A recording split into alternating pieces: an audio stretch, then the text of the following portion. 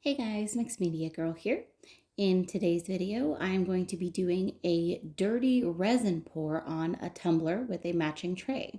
Start off with, I'm mixing my resin. I'm using Mixed Media Girl Artist Resin. I put part B in first and then part A, equal parts, and then I mix for about 3 to 4 minutes. I did also preheat my resin by putting it in front of a space heater for about 15 minutes. Now I'm mixing up my colors and I am using Polycolor Diamond Dust.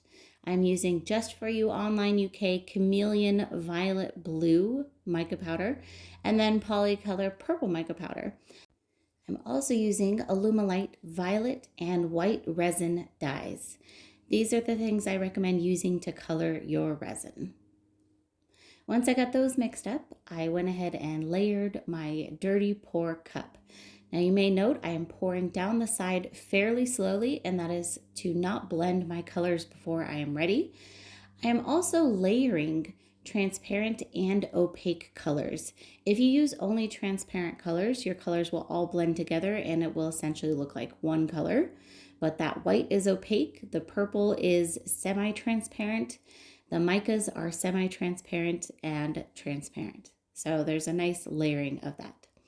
Now I have my tumbler on a cup turner, which you can get from Amazon, and that is over a silicone tray mold to catch the runoff so that it is an awesome 2-for-1 project. To prep my tumbler, I gently sanded it and then I primed it with just a spray paint primer, so it's basically a flat white. Now I poured carefully over the cup to get it completely covered. And then near the end, right here, I worked on my design a little bit more. I poured a little bit faster so that I would have larger stripes in my pattern, essentially. And then I let it spin for a bit. Now, I wanted to have a little more contrast of dark. I thought it kind of blended together a little bit too light. So I went in there with just some of the purple dye and kind of added some stripes. Now I'm sure this will freak some people out at this point, but trust me, it comes out awesome, and at least it's what I prefer. It's what I like. Definitely not something you have to do on your project, but I think it looks beautiful. Once I was done with my design, I lightly torched it. You do not want to torch too heavily because that will make your colors more liquid and it will make them run together and blend, and you will lose most of your design. You're already going to lose some of your design just by the fact that it's going to be rotating and gravity. So don't over torch it, just gently torch. I then let it spin until it stopped dripping.